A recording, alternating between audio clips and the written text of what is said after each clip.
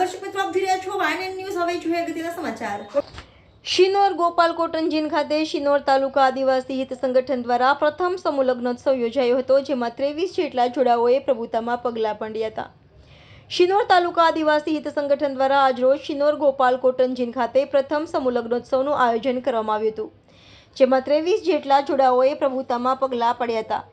આ પ્રસંગે ભરૂચ લોકસભાના ભાજપના ઉમેદવાર મનસુખ વસાવા, વડોદરા જિલ્લા ભાજપ સંગઠનના પ્રમુખ સતીશ પટેલ, શિનોર તાલુકા ભાજપ સંગઠન પ્રમુખ ચંદ્રવદન પટેલ, શિનોર એપીએમસી ચેરમેન સચિન પટેલ, શિનોર તાલુકા આદિવાસી હિત સંગઠન પ્રમુખ અશોક વસાવા, ઉપપ્રમુખ રોબિન વસાવા સહિત સંતો મહંતો ઉપસ્થિત રહી નવયુગલોને આશીર્વાદ પાઠવ્યા હતા.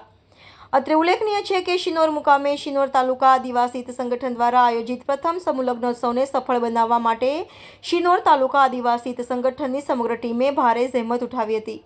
રિપોર્ટર કુણાલ દરજી, વાયએનએન ન્યૂઝ, શિનોર. આજ રોજ તારીખ 5/5/2024 ના રોજ સમગ્ર શિનોર તાલુકા આદિવાસી હિત સંગઠન દ્વારા આદિવાસી સમાજના સમૂહ લગ્નનું આયોજન કર્યું છે.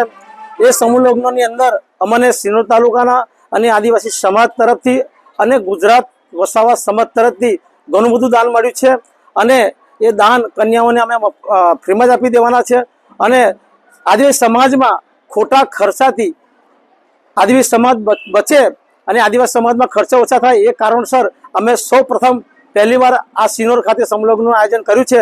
એની અંદર સમગ્ર વસાવા સમાજ અને વસાવા સમાજ ગુજરાતના પ્રમુખશ્રી અને સમગ્ર ટીમે અમને ખૂબ સહકાર આપ્યો છે અને સાધન પણ સમગ્ર સમાજમાંથી અમને કુકર છે, સ્ટીલના ઘોડા છે, આમ બધા 25 થી 30 જાતની આઈટમ અમને કન્યાઓને આપવામાં આવી છે.